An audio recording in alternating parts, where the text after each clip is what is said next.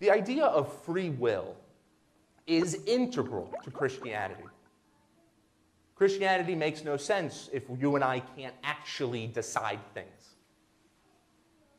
Jesus teaches over and over and over again that we will be held to account for our decisions.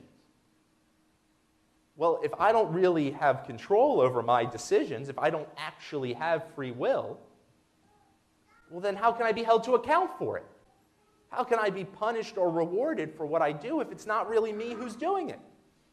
If we have free will, if we're able to choose, how do we square that with the life of John the Baptist, the life of Jesus Christ?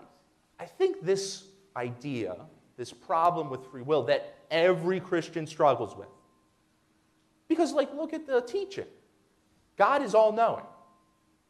So if God created me in his power, knowing full well all the decisions I would make, well, do I really get to decide anything?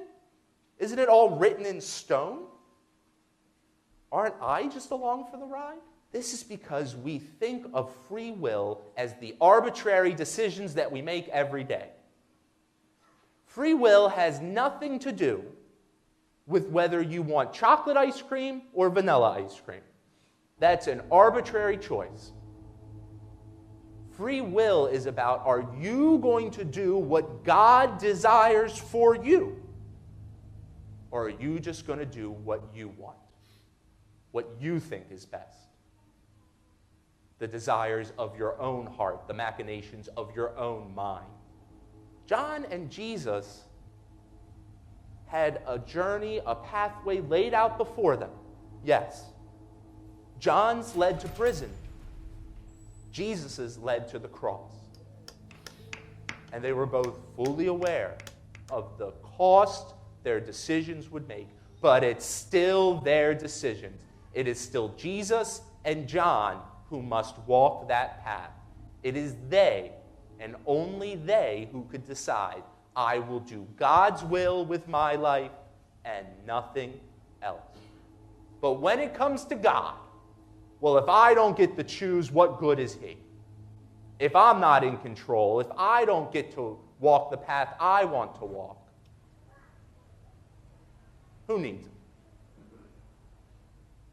That's the thinking of Satan, explicitly.